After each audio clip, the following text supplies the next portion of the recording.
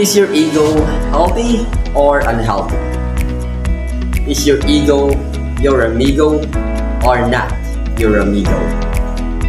If you want to learn about ego, watch this video.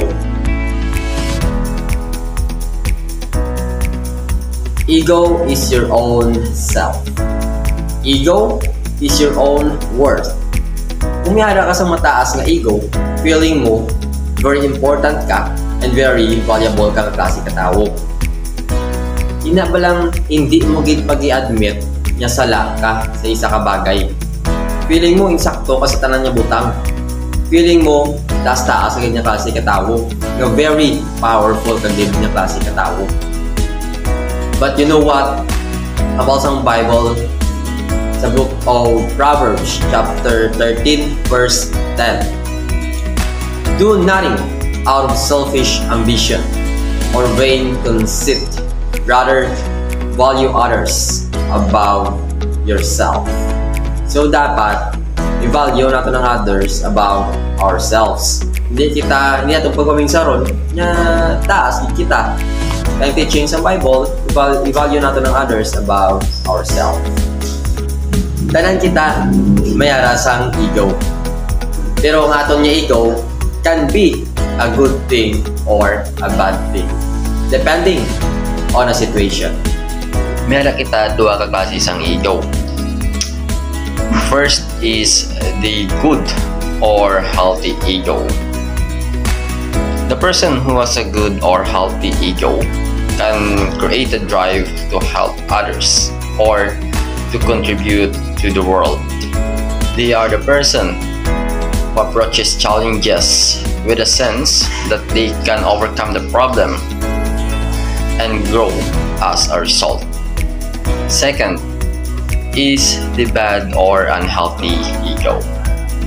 The person who has bad or unhealthy ego focuses on self-importance that can lead into negative traits or behaviors.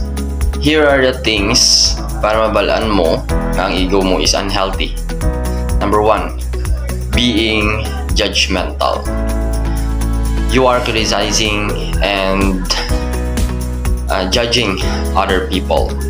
So, isa ina sa proof nga ang imong ego is unhealthy kung judgmental ka na klase ka tao. Mahilig ka mag-criticize, ka mag-judge sa parehas mo. Second is being inflexible. Having a need to be right when you are wrong. Nablang ginapilit mo gid nga insakto ka, bisan sala ka, or bisan sala ang ginahimo mo, insakto yapon sa pamatyag. Ginapilit mo gid. Number 3 is being self-centered. Kung pirmi mo lang, imo lang kaugali kung pirmi ang ginapaminsar mo. You don't care about anyone nga sa palibot mo. Basta imo lang ito ugali kung napinsar mo. Next is being insecure. Having a self-doubt and leading with a self-false.